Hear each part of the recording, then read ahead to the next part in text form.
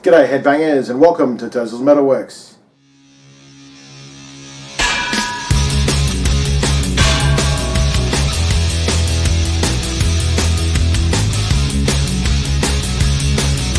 Welcome back my fellow metalheads to another edition of Tozel's Metalworks. I hope you all had a good Christian New Year. Yes, very boring for me because I don't drink, so that was boring. No. Went down to the beach on both Christmas Day with my fiance, son and a couple of her friends, and same with New Year's Day. But I think everyone had the same idea because that beach was absolutely chockers. Had to park from half a kilometre from the beach and had to walk with a esky filled with Pepsi Max and chips and stuff. Yeah, it was bloody heavy.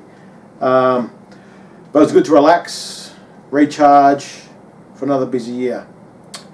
But yeah, anyway, I hope you all had a good one out there. And seeing as this is a brand new year, my friends, I thought we'd start off with another whole bunch of countdowns. So of course, we've just finished 2024. We're going to start with the top 10 albums for 2024. So we'll start off with Negative Spaces by Poppy. First I've actually listened to this album, to be honest. I'd heard of Poppy, but I only really sat down and listened to this album, and it's actually really, really good. I was really impressed. I love when female vocalists can do the harsh vocals 1 minute and the clean the next. So, yeah, Negative Space and Poppy at number 10. So the top three tracks for that were The Cost of Giving Up, number 1. They're All Around Us at number 2. New Way Out at number 3, and honourable mentions to the songs at Negative Spaces and Nothing.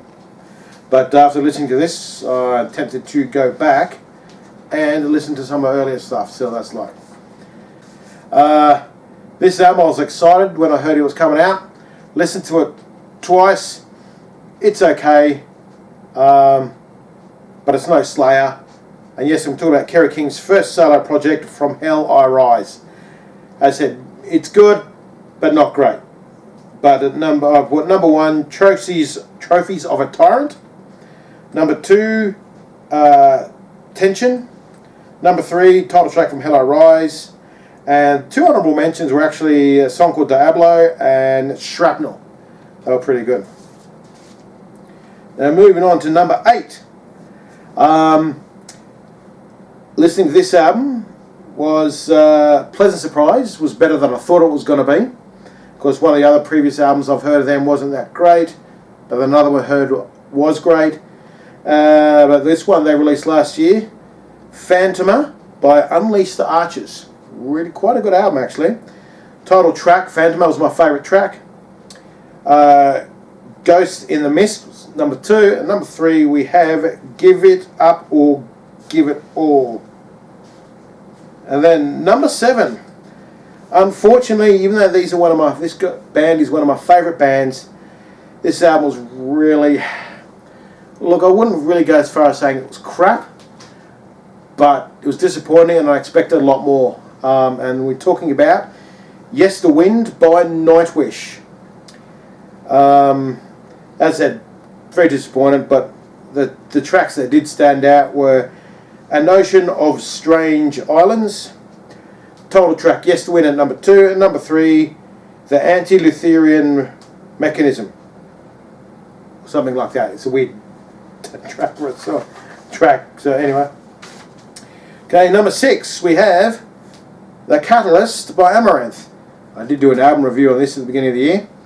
Again, another band that love them with a passion, but this album was a bit of a letdown, but it's still, you know, pretty decent. The Catalyst at number 1, Damnation Flame at number 2, and Ecstasy at number 3. Number 5, this is a band that I got into this year, mainly because of this album, and that's why I had to put this album in here, because it's an absolute banger. And yeah, that's Half Black Heart by New Year's Day. These guys are freaking brilliant, seriously. Number 1 for me on that album is definitely Vampire, Blair, Blair, Blair. Number 2 is Half Black Heart. Rex, stop laughing. And number 3, Hurts Like Hell. Now, if you don't know what the Blah Blah Blah reference is, stuff shit. Okay. Number 4, we have an album that was another pleasant surprise, Rapture by Annette Olson. Now, Annette Olson's first album, wasn't a fan. Second album was really, really good, and then this album again is getting better. To me, Annette Olson can really do no wrong because she's an amazing vocalist, whether it's with Nightwish, The Dark Element, or solo stuff. She's a great vocalist, seriously. But number 1 would be Day of Wrath. Number 2, Take a Stand, and number 3, Rapture. This was an album where it was really hard to pick the songs too, by the way, but yeah. Alright, number 3, another band that I got into this year. I only got the 2 albums, can't get them from Utopia in Sydney, so I might have to call them and say, "Oi, Goober, can you get these 2 albums in?" Of Sorcery and Darkness by Nocturna.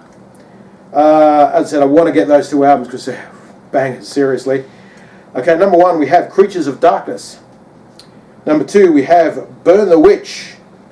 And number 3 we have Seven Sins. Like I said, love Nocturna. Seriously want to try and get both their albums, but you know, apart from that, I'd probably go to their website and getting it. Yeah. Right, now number 2. Now this is an album that I do actually want to try and get on CD at some stage because it was really, really good. Bruce Dickinson's solo album, the first one he's done in like 20 odd years, I think. The Mandrake Project. Absolutely banger of an album. And look, the whole album is pretty sweet because it's Bruce Dickinson. And like I said, you know, it's been 20 odd years and I was interested to see how well he'd do after such a long time, but still bringing out cracker music. So number 1 we have Afterglow of Ragnarok, which was the first single he released. Then Rain on Graves, which is really, really good. And then number 3, Eternity Has Failed. Now, all you guys who are big Maiden fans out there would know that they did a song called If Eternity Should Fail, or something like that, on the Book of Souls album, which I think was 2014. Can't remember what year that was. Been a while. Yeah, obviously Bruce must have had a hand in writing that because he redid it and called it Eternity Has Failed. So yeah, it's the second time he's done something like that. But yeah, definitely great album there. And of course, number 1, was there any of a doubt, my friends? Invincible Shield by Judas Priest, the second best band out of Britain. Take that.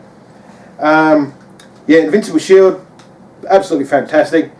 And the weird thing is, like Metallica 72 Seasons, the first single that they released was short and sweet and an absolute banger. Cracker, Ripstorter, Perla, whatever you want to call. Panic Attack, definitely my favourite on that one. Then Trial by Fire, and then Sons of Thunder. But like I said, the whole album is great. I love the fact that these guys are still around after probably about 55 years, and they're still making great music. You know, I mean, look, there's a lot of normal music out these days that is just freaking deplorable and stuff, but today's metal is still pretty good. But yeah, anyway, that's my top 10 albums for 2024. But there's 2 other things I want to mention before the end of this episode. I'm a geek and I love my movies, so I've actually done my top 5 movies of 2024, so we'll work backwards. Number 5 is Damsel, a bit of a medieval sci-fi kind of thing there, if that makes sense. Atlas, pure science fiction there, starring Jennifer Lopez. Then another one which Rex and I both love, because, you know, I must have been almost welled up watching it because it brought back so many memories. Axel F, or Beverly Hills Cop 4, whatever you want to call it. Absolutely brilliant movie. They even brought back a whole bunch of songs from the first 2 movies. Classic 80s pop, rock kind of stuff. Fantastic. Number 2, most people think I would have put this at number 1, but no. It was only made as number 2, and that is Deadpool and Wolverine. Yes, it was absolutely fantastic. Love all the cameos in it. But, you know. But my number 1 movie for 2024, I only watched it again for the second time yesterday. I did actually buy it on DVD, because even Rex knows, for a movie to be that good for me to get it on DVD. It has to be top notch. So this movie I've seen twice, absolutely loved it with a passion. And if you guys have Netflix, or if it's on any of the other streaming services, definitely watch it. That is The Beekeeper, featuring Jason Statham. Oh, God, the violence in that is so good. So good. Comes in, fucks shit up, walks away. But yeah. Now, one last thing, my friends, is obviously 2024's gone and we're looking forward to 2025. So I did a small amount of study to see what metal albums yours truly would be interested in getting this year. Some are definites, some are like, more for other people that I'm good friends with. But at this stage, obviously the top ones on the list that are definites, that have been confirmed, and I've got album title names and everything. So you're looking at Parasomnia by Dream Theater's due out. Sleepless Empire by Lacuna Coil's due out. Tsunami Sea by Spirit Box is due out. Blood Dynasties by Arch Enemy's due out. Oh, come on, boys and girls, for that one. Now, there are 3 artists who are meant to be possibly bringing albums out this year, but it's not confirmed by any way, shape or form, so I don't say that they are definitely coming out. And that is Bullet for My Valentine has apparently got one coming out. Apparently Def Leppard has got another one coming out.